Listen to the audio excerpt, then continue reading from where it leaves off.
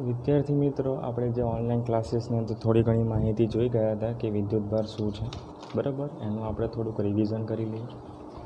હવે વિદ્યુતભાર એટલે કે જે કણો મૂળભૂત આંતરિક ગુણધર્મ કે જેના કારણે બંને વચ્ચે આકર્ષી કે અપાકર્ષી પ્રકારનું બળ લાગે છે તેને વિદ્યુતભાર કહેવાય. તો પહેલી એ વાત કે આપણા જે મૂળભૂત કણો જે હતા 3 ઇલેક્ટ્રોન, પ્રોટોન ને ન્યુટ્રોન, કુદરતમાં 100 કરતાં વધારે છે, પણ આપણે જાણીએ છીએ ઇલેક્ટ્રોન, પ્રોટોન ને ન્યુટ્રોન. તો આ ત્રણેય વચ્ચે આકર્ષી અપાકર્ષી પ્રકારનું બળ લાગે છે. સૌ પ્રથમ પહેલું આપણે થોડું ઘણું આખું આ ચેપ્ટર જે છે વિદ્યુતભાર અને વિદ્યુત ક્ષેત્રોનું, જો આપણે થોડી ઘણી કમ્પેરિઝન ગુરુત્વાકર્ષણ બળ સાથે કરીશું તો વધારે સારું, બરાબર. હવે દળને કારણે જે કંઈ બળ લાગે છે એ ગુરુત્વાકર્ષી પ્રકારનું બળ છે, અને વિદ્યુતભારને કારણે જે કંઈ બળ લાગે છે એ વિદ્યુત બળ છે. કૌંસમાં લખી દો વિદ્યુત બળ, બરાબર. હવે થોડી ઘણી માહિતી આપી દી કે જો બે ઇલેક્ટ્રોન એમની વચ્ચેનું અંતર 1 સેન્ટીમીટર હોય, એ એક ઇલેક્ટ્રોન આગળ છે, 1 સેન્ટીમીટર દૂર બીજો ઇલેક્ટ્રોન છે, આ વચ્ચેનું અંતર 1 સેન્ટીમીટર છે, તો દળને કારણે દળ પણ છે, ચાર્જ પણ છે. તો દળને કારણે દળ આપણે જાણીએ છીએ કે ME એટલે કે માસ of electron is equal to 9.1 10⁻³ kilogram. દળને કારણે જે કંઈ બળ લાગે છે ગુરુત્વાકર્ષી પ્રકારનું બળ છે, અને વિદ્યુતભારને કારણે વિદ્યુતભાર જાણીએ છીએ આપણે કે 1.6 10⁻19 કુલમ. તો આને કારણે વિદ્યુત બળ લાગશે. તો દળને કારણે જે કંઈ બળ લાગે છે એ ગુરુત્વાકર્ષી પ્રકારનું બળ છે. હવે ગુરુત્વાકર્ષી પ્રકારનું બળ આપણે જાણીએ છીએ કે capital F is equal to capital G m1 m2/r². અને વિદ્યુત બળ આપણે ટૂંક સમયમાં શીખવાના છે કે વિદ્યુત બળનું સૂત્ર જે છે એ F is equal to k q1 q2/r², k q1 q2/r². દળને કારણે દળ અહીં આગળ ઇલેક્ટ્રોનનું દળ લઈશું આપણે, અને અહીં આગળ વિદ્યુતભાર તરીકે ચાર્જ લઈશું ઇલેક્ટ્રોનનું 1.6 10⁻19 કુલમ. તો દળને કારણે જે કંઈ બળ લાગે છે આ સૂત્રની અંદર બધી કિંમતો મૂકીએ આપણે. કેપિટલ Gનું મૂલ્ય મૂકીશું, m1 m2 એક જ છે કેમ કે 2 ઇલેક્ટ્રોન લીધેલા છે આપણે. તો બંને ઇલેક્ટ્રોનનું દળ 9.1 10⁻³ કિલોગ્રામ મૂકીશું આપણે. બંને વચ્ચેનું અંતર મૂકીશું 1 સેન્ટીમીટર, જે બતાવ્યું છે, અને બધાનું સોલ્યુશન કરીશું આપણે. તો આન્સર આવે છે 5.61 10⁻67 ન્યૂટન. અને વિદ્યુત બળ લઈએ, આ ભાગ પર વાત કરીએ આપણે. વિદ્યુતભારને આધારે કેની કિંમત આવશે 9 × 10⁹, બરાબર. એ વિદ્યુતભાર છે 1.6 10⁻19 કુલમ. આ બધાની કિંમતો આપણે જ્યારે મૂકીશું, બરાબર. હા, 1 સેન્ટીમીટરને તમે મીટરમાં કન્વર્ટ કરવાનું ભૂલશો નહીં, બરાબર. તો કિંમતો આપણે જ્યારે મૂકીશું તો વિદ્યુત બળ કેટલું મળે છે આપણને? 2.3 10⁻24 ન્યૂટન. હવે રસપ્રદ વાત એ છે આની અંદર કે ગુરુત્વાકર્ષણ બળ જે છે એ બહુ જ નબળું છે, -67 છે, જ્યારે વિદ્યુત બળ જે છે -24 ન્યૂટન છે. આનો મતલબ એ થાય કે આ વિદ્યુત બળ એ ગુરુત્વાકર્ષણ બળ કરતાં લગભગ બહુ જ વધારે છે. તો આપણે થોડો અંદાજો લગાવીએ, આ ઘાતોને જ ખાલી ધ્યાનમાં લઈએ આપણે. તો ઘાતોનો જ્યારે ગુણોત્તર લઈએ તો તમને ખબર પડશે કે આની અંદર લગભગ 10⁻43 ઘાત વધારે પાવરફુલ છે. 10⁻43 ઘાત પાવરફુલ વિદ્યુત બળ છે, બરાબર. એનું ઉદાહરણ આપણે જોઈ ગયા હતા કે જ્યારે આપણે કાંસકાને ઘસીને જ્યારે કાગળના ટુકડા ઉપર મૂકીશું તો એ ચોંટી જશે. ઘર્ષણની ક્રિયા પહેલાં જ્યારે આપણે નજીક લઈ જતા હતા તો દળને કારણે એ આકર્ષી પ્રકારનું બળ લાગતું હતું ખરું, પણ ઘાત જે છે એ 10⁻67 ઘાત એટલે કે 67 છે, એટલે નિગ્લેજિબલ લાગતું હતું, બરાબર. પણ જ્યારે આપણે વિદ્યુત બળ એટલે ઘર્ષણની પ્રક્રિયા બાદ જ્યારે આપણે એ પ્રેક્ટિકલ થ્રુ જ્યારે આપણે જોયું ત્યારે આકર્ષી પ્રકારનું બળ આપણે જોઈ શકીએ છીએ. કાગળના ટુકડાઓ ચોંટી જતા હતા, બરાબર. તો એવી જ રીતે બે પ્રોટોનને તમે ધ્યાનમાં લો તો બે પ્રોટોન વચ્ચે લાગતું જે અપાકર્ષી પ્રકારનું બળ છે, યાદ રાખજો કે બે ઇલેક્ટ્રોન વચ્ચે દળને કારણે આકર્ષી પ્રકારનું બળ લાગશે અને ચાર્જને કારણે અપાકર્ષી પ્રકારનું બળ લાગશે. અપાકર્ષી પ્રકારનું બળ લાગશે. બે પ્રોટોન છે તેમની વચ્ચે અપાકર્ષી પ્રકારનું બળ લાગશે. આટલું જ 1 જ સેન્ટીમીટરનું અંતર રાખીશું આપણે, જે આગળ એ બે ઇલેક્ટ્રોન વચ્ચે રાખ્યું હતું એ. તો બે પ્રોટોન વચ્ચે ખાલી ન્યુમેરિકલ આંકડો છે તમારે જાણ માટે છે કે 2.3 10⁻²4. પછી પ્રોટોન ને ઇલેક્ટ્રોન વચ્ચે જે આકર્ષી પ્રકારનું બળ લાગે છે તેટલું જ છે. એનું કારણ શું છે તો તમને કહી દઉં કે પ્રોટોન અને ઇલેક્ટ્રોનનો જે વીજભાર જે છે એનું મૂલ્ય સરખું છે. ઇલેક્ટ્રોન -1.6 10⁻⁻19 કુલમ અને પ્રોટોનનો વીજભાર છે +1.6 10⁻⁻19 કુલમ. એટલા માટે બે પ્રોટોન વચ્ચે જે કંઈ બળ લાગતું હતું અપાકર્ષી, એટલું જ બળ પ્રોટોનને ઇલેક્ટ્રોન વચ્ચે આકર્ષી પ્રકારનું બળ લાગશે. પ્રોટોન ઇલેક્ટ્રોન વચ્ચે બળ લાગશે ને કારણ કે ન્યુટ્રોન જે છે એ વીજભાર રહિત છે, એટલા માટે, બરાબર. હવે આપણે આગળ જોઈએ કે વિદ્યુતભાર કેટલા પ્રકારના છે તો 2 પ્રકારના છે. એક ધન વિદ્યુતભાર અને એક ઋણ વિદ્યુતભાર. સમાન વીજભાર વચ્ચે અપાકર્ષણ અને અસમાન વીજભાર વચ્ચે આકર્ષણ, જે આપણે જાણીએ જ છીએ. આગળ જોઈએ આપણે કે જો વિદ્યુતભાર, આપણે ધન વિદ્યુતભાર ઋણ વિદ્યુતભાર કઈ રીતે બની શકે છે એના પર થોડીક માહિતી લઈ લઈએ. કે કોઈ એક પદાર્થ છે એનો કુલ વિદ્યુતભાર 0 છે. કોઈ પણ પદાર્થ લઈ લઈએ, ધારો કે કોઈ ડસ્ટર હોય, આ ધારો કે આ પેન છે, બરાબર. તો આના પર કુલ વિદ્યુતભાર હાલમાં અત્યારે 0 છે. આનો મતલબ જેટલા પ્રોટોન હશે એટલા જ ઇલેક્ટ્રોન હશે, એટલે કુલ વિદ્યુતભાર શું થઈ ગયો આનો 0. હવે જો હું કોઈ પ્રક્રિયા મારફતે આ પદાર્થમાંથી ઇલેક્ટ્રોનને હું દૂર કરીશ તો આની અંદર પ્રોટોનની એટલે કે ધન વિદ્યુતભારની સંખ્યા વધી જશે. તો આપણે એવું કહી શકીએ કે ધન વિદ્યુતભારિત આ પદાર્થ બની ગયો. કોઈ પ્રક્રિયા મારફતે આપણે જો પ્રોટોનને દૂર કરીશું, કોઈ પ્રક્રિયા મારફતે પ્રોટોનને દૂર કરીશું તો આ પદાર્થ પર ઇલેક્ટ્રોનની સંખ્યા વધી જાય છે. તો આપણે એવું કહી શકીએ કે ઋણ વિદ્યુતભારિત છે સંખ્યા. હવે આપણે આગળ એવું શીખવાના છે કે વિદ્યુતભાર દળ જેવો જ ગુણધર્મ ધરાવે છે, જે આપણે આગળ જોઈ ગયા કે ગુરુત્વાકર્ષણ બળ સાથે થોડુંક કમ્પેરિઝન કરીશું તો આપણને M1 M2ની ભૂમિકા આપણને જોવા મળશે. જાણે કે દળ તરીકે વર્તતા હોય એવું લાગશે આપણને.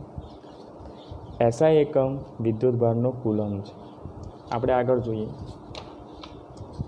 વિદ્યુતભારનું ક્વોન્ટમીકરણ. વિદ્યુતભારનું ક્વોન્ટમીકરણ. કુદરતમાં મળી આવતા બધા જ વિદ્યુતભારોના મૂલ્યો મૂળભૂત વિદ્યુતભારના પૂર્ણ ગુણાંકમાં હોય છે. આનો મતલબ પૂર્ણ ગુણાંક અહીં રહે. Q બરાબર n. જો કોઈ પદાર્થ પર ઇલેક્ટ્રોનની સંખ્યા 1 જ હોય તો n બરાબર 1 મૂકીશું તો વિદ્યુતભારની કિંમત કોના બરાબર મળશે? E બરાબર મળશે, બરાબર. અને E શું છે તો મૂળભૂત અથવા પ્રાથમિક વિદ્યુતભાર, જેનું મૂલ્ય 1.6 10⁻⁻19 કુલમ છે. વિદ્યાર્થી મિત્રો, તમારે આ E જે કિંમત જે છે તમારે ઇલેક્ટ્રોન કે પ્રોટોન સમજવા નથી. તમારે શું સમજવાનું છે? એ માત્ર મૂળભૂત વીજભાર છે, જેનું મૂલ્ય 1.6 10⁻⁻19 કુલમ છે. અને વિદ્યુતભારનું સિમ્બોલ છે, સંજ્ઞા છે Q.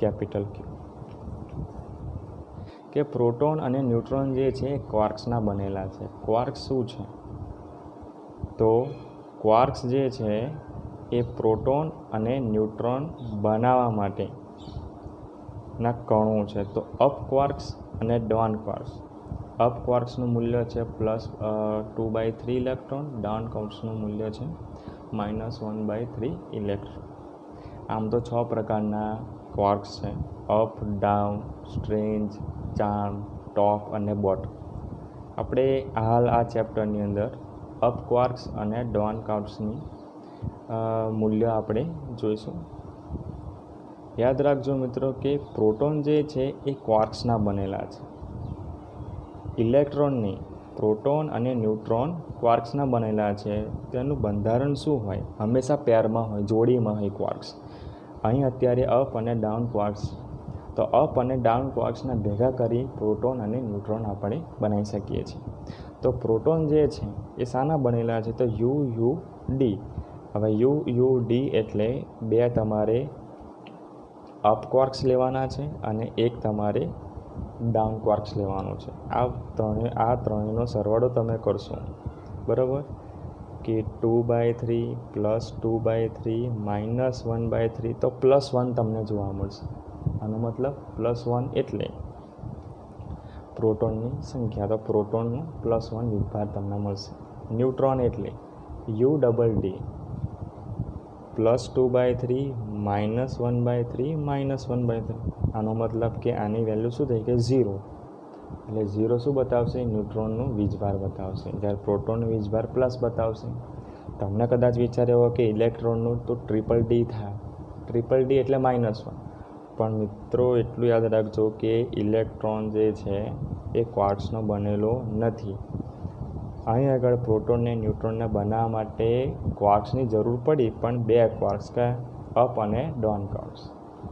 માત્ર પ્રોટોન અને ન્યુટ્રોન જ ક્વાર્ક્સના બનેલા છે. તમે એવું પણ કહી શકો કે પરમાણુ શાનો બનેલો છે? તો ક્વાર્ક્સ અને ઇલેક્ટ્રોન. ક્વાર્ક્સ એટલે પ્રોટોન અને ન્યુટ્રોન આવી ગયા, અને ઇલેક્ટ્રોન ત્રીજો પાર્ટિકલ, એટલે કે એનાથી પરમાણુ બનેલો છે. જોઈ ગયા હતા કે વિદ્યુતભારનું પ્રેરણ કઈ રીતે કરી શકાય? કોઈ પદાર્થને ચાર્જ કઈ રીતે કરી શકાય? બરાબર, તો 2 છે ચાર્જિંગ પ્રક્રિયા: વિધાઉટ અને વિથ. આનો મતલબ સંપર્ક સાથે, સંપર્ક વગર. બરાબર. હવે જ્યારે કોઈ પદાર્થને સંપર્કમાં લાવીશું, ધારો કે કોઈ એક પદાર્થ પર વિદ્યુતભાર છે જ નહીં, બીજા પદાર્થ પર વિદ્યુતભાર Q છે. જ્યારે એને સંપર્કમાં લાવીશું આપણે, તો થોડો ઘણો વિદ્યુતભાર બીજા પદાર્થ પર દાખલ થશે. હવે જ્યારે સંપર્ક બાદ જ્યારે આપણે જોઈશું, ત્યારે પહેલા પદાર્થ પર વિદ્યુતભાર અડધો જોવા મળશે, અને બીજા પદાર્થ પર વિદ્યુતભાર કેવો જોવા મળશે? અડધો, કેમ કે અડધો વિદ્યુતભાર આની અંદર દાખલ થઈ ગયો છે. બરાબર. જ્યારે 2 વસ્તુઓ એકબીજાના સંપર્કમાં ના હોય ત્યારે કોઈ એક વસ્તુ પર વિદ્યુતભાર સ્થપાય, તો તેને શું કહીશું આપણે? વિદ્યુતભારનું પ્રેરણ કહીશું. બરાબર. એટલું યાદ રાખજો, એક નાનું ઉદાહરણ છે કે વિદ્યુતભારનું ટ્રાન્સફર ક્યાંથી ક્યાં સુધી જઈ શકે છે. તો વધારે વિદ્યુતભાર હોય તો ઓછા વિદ્યુતભાર તરફ ગતિ થઈ શકે છે. એનું ઉદાહરણ થોડુંક આપેલું છે નાનું એવું, કે અહીં આગળ કોઈ એક વધારે દબાણ ધરાવતું જે પાણી જે છે, વધારે દબાણથી જે ભરેલું ટાંકીનું પાણી જે છે એનું લેવલ વધારે છે, લેવલ ઓછું. આ બંને ટાંકીને એક કનેક્શન મારફતે જોઈન્ટ કરેલા છે. હવે જ્યારે આપણે આને ઓન કરીશું તો વધારે જે પાણી ભરેલું છે એ ઓછા પાણી ભરેલા ટાંકીની અંદર ગતિ કરશે. ક્યાં સુધી ગતિ કરશે? તો જ્યાં સુધી બંને પાણીનું લેવલ સરખું ના થઈ જાય ત્યાં સુધી. એવું જ આ વિદ્યુતભારની અંદર થાય છે કે જ્યાં સુધી બંને વિદ્યુતભાર સરખા ના થઈ જાય ત્યાં સુધી વિદ્યુતભારની ગતિ ઓછા વિદ્યુતભાર ધરાવતા પદાર્થ પર ચાલુ રહેશે, અને સરખા થઈ ગયા પછી વિદ્યુતભારની ગતિ અટકી જશે. તો આનો મતલબ કે સંપર્કમાં લાવીશું ત્યારે પહેલા પદાર્થ પર વિદ્યુતભાર 0 હતો. હવે સંપર્ક લાવ્યા બાદ થોડો ઘણો વિદ્યુતભાર આપણને જોવા મળે છે. આનો મતલબ એવો થયો કે આપણે આ પદાર્થનું ચાર્જિંગ કર્યું કહેવાય. હવે બીજી ઘટના જે છે એ શું છે? તો વિધાઉટ ચાર્જિંગ, વિધાઉટ આપણે કનેક્શન, સંપર્કમાં લાવવાનું. તો એ અહીં આગળ એક ઉદાહરણ છે. કોઈ એક પદાર્થ જે છે, ગોળો જે છે, એના પર વિદ્યુતભાર બિલકુલ 0 છે. હવે પ્લાસ્ટિકના સળિયાને જ્યારે આની નજીક લાવીશું ત્યારે ઇલેક્ટ્રોન જે છે અપાકર્ષણ પામીને દૂર જશે અને પ્લસ પ્લસ વિદ્યુતભાર જે છે એ તમને આકૃતિ દર્શાવ્યા મુજબ થોડાક નજીક આવશે. આકર્ષણ થશે એનું, ઇલેક્ટ્રોનનું અપાકર્ષણ થશે એટલે દૂર જતા રહેશે. હવે શું કરવાનું છે કે જ્યારે આપણે અર્થિંગ કરીશું એટલે કોઈ એક તારને તમારે જમીનમાં તમે અંદર ખાડો ખોદીને મૂકી દો અથવા તમે એને ગ્રાઉન્ડિંગ, તમને ખબર જ છે ઘરમાં કઈ રીતે કરીએ છીએ આપણે, તો ઇલેક્ટ્રોન બધા જમીન શું કરશે, લઈ લેશે. એટલે પૃથ્વી શું કરશે, એનું ગ્રાઉન્ડિંગ કરી દેશે. હવે પ્લાસ્ટિકના સળિયાને તમારે દૂર કરી લેવાનું છે અને છેલ્લે તમને માત્ર પ્લસ વિદ્યુતભારિત ગોળો જે છે જોવા મળશે. પહેલાં વિદ્યુતભાર હતો નહીં, આનો મતલબ જેટલા પોઝિટિવ હતા એટલા જ નેગેટિવ. હવે પ્લાસ્ટિકના સળિયાને તમારે નજીક લઈ જવાનું છે, જે ઋણ વિદ્યુતભારિત બને છે. રેશમના કાપડ સાથે તમે જ્યારે ઘસો ત્યારે તમને પ્લાસ્ટિકનો સળિયો જે છે ઋણ વિદ્યુતભારિત તમને જોવા મળશે. હવે તમારે એને નજીક લઈ જવાનું છે, ત્યારે ઇલેક્ટ્રોન તમારે દૂર થયેલા જોવા મળશે. ગ્રાઉન્ડિંગ કરશું તો ઇલેક્ટ્રોન ગ્રાઉન્ડિંગ થઈ જશે, રહેશે માત્ર ધન વિદ્યુતભારિત. ધન વિદ્યુતભારિત તમને આગળ જોવા મળશે. એવી જ રીતે કાચના સળિયાને આગળ બતાવ્યો છે. કાચના સળિયાને નજીક લઈ જશો તો ઇલેક્ટ્રોન આકર્ષાશે, નજીક આવશે, બરાબર. હવે જ્યારે તમે ગ્રાઉન્ડિંગ કરશો તો શું થશે, પોઝિટિવ વિદ્યુતભાર જમીનમાં દાખલ થતા નથી. યાદ રાખજો, પોઝિટિવ વિદ્યુતભાર જમીનમાં જતા નથી, પણ અર્થના જે ઇલેક્ટ્રોન જે હતા એ પ્લસ સાથે કમ્બાઈન થઈ એને ન્યુટ્રલાઇઝ કરી દેશે. એ ધારો કે આગળ 1 2 3 4 5 6 7 8 ધન વિદ્યુતભારિત છે. ગ્રાઉન્ડ કરશો તો 8 ઇલેક્ટ્રોન ધન વિદ્યુતભાર સાથે કમ્બાઈન થશે અને આ બાજુનો વિસ્તાર જે છે એને 0 બનાવી દેશે, એટલે કે વિદ્યુતભાર ત્યાં 0 થઈ જશે. હવે કાચના સળિયાને તમે દૂર કરી દેશો તો માત્ર આગળ ઋણ વિદ્યુતભારિત તમને ગોળો જોવા મળશે. આનો મતલબ એ થયો કે આપણે ગોળા પર ઋણ વિદ્યુતભાર વિધાઉટ કોન્ટેક્ટ, એટલે સંપર્ક વગર આપણે પ્રસ્થાપિત કર્યો એવું કહી શકાય. જ્યારે પહેલી આકૃતિ મુજબ પ્લાસ્ટિકના સળિયાને નજીક લાવતા વિદ્યુતભાર રહિત જે ગોળો હતો એને આપણે ધન વિદ્યુતભાર વાળો ગોળો, એટલે કે ચાર્જિંગ આપણે બનાવી દીધું. ધન વિદ્યુતભારિત ચાર્જિત ગોળો કરી દીધો અને આ કાચના સળિયાની મદદથી આપણે ઋણ વિદ્યુતભારિત ગોળો બનાવ્યો.